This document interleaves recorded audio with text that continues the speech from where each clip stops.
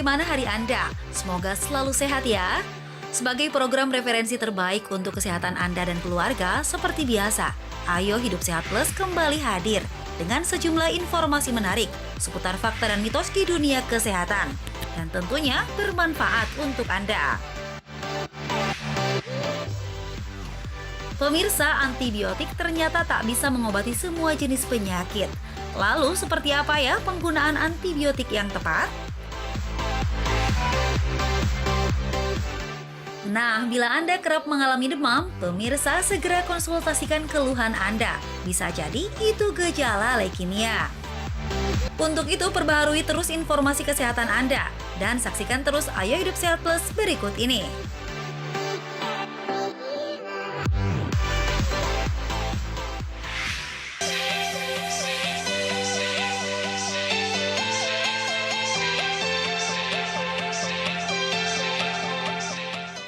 Sebentar-sebentar demam, terus lanjut dengan flu atau batuk. Pemirsa, jangan asal langsung minum antibiotik ya. Karena katanya tak semua penyakit bisa sembuh dengan antibiotik. Pemirsa, saat suhu tubuh meningkat dan tak kunjung reda setelah 3 hari, biasanya dokter akan menyarankan istirahat dan meresepkan sejumlah obat disertakan dengan antibiotik untuk mempercepat penyembuhan penyakit. Lalu seberapa penting ya antibiotik untuk tubuh kita? Dan kenapa saat meresepkan antibiotik, dokter selalu menganjurkan agar dikonsumsi sampai habis? Nah, kira-kira pemirsa tahu nggak apa manfaat antibiotik?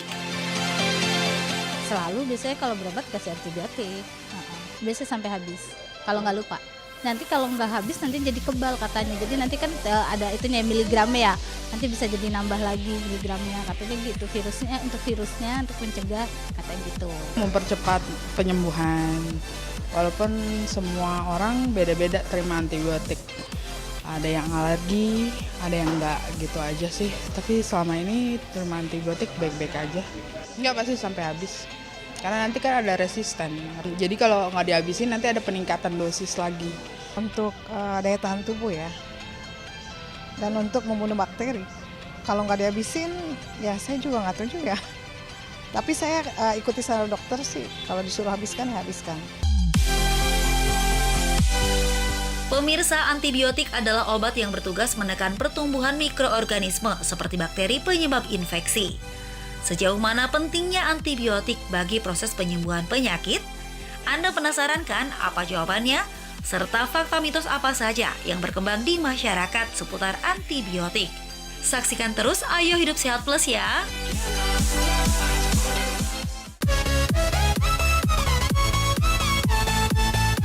Pemirsa, memiliki tubuh yang sehat merupakan impian setiap orang tentunya.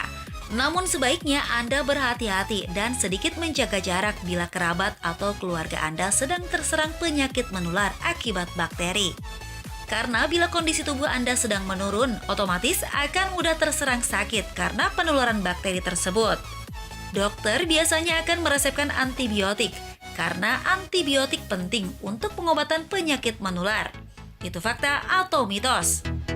Itu fakta.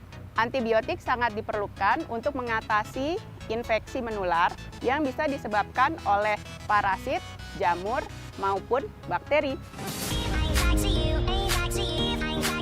Meningkatnya suhu tubuh adalah salah satu reaksi yang terjadi saat adanya infeksi. Ketika demam tak kunjung sembuh itulah biasanya kita terburu-buru memutuskan konsumsi antibiotik. Tapi gimana ya jika usai konsumsi antibiotik, tubuh bukan saja sehat, namun menjadi semakin parah, padahal sudah diberi antibiotik.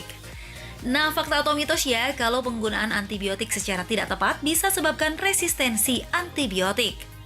Itu fakta. Penggunaan antibiotik secara tidak tepat, misalnya tidak tepat dosis ataupun tidak tepat lama pemberian, bisa mengakibatkan bakteri mengalami mekanisme pertahanan diri terhadap antibakteri, sehingga timbullah yang dinamakan resistensi antimikroba. Pemirsa, antibiotik kerap disebut peluru ajaib karena bisa menyembuhkan penyakit dalam waktu yang cepat dan tepat. Tapi, katanya tak semua penyakit perlu antibiotik. Nah, pemirsa, itu fakta atau mitos ya? Itu fakta. Tidak semua penyakit disebabkan oleh infeksi bakteri. Ada beberapa penyakit yang disebabkan oleh infeksi virus yang bisa sembuh sendiri, jadi tidak memerlukan antibiotik.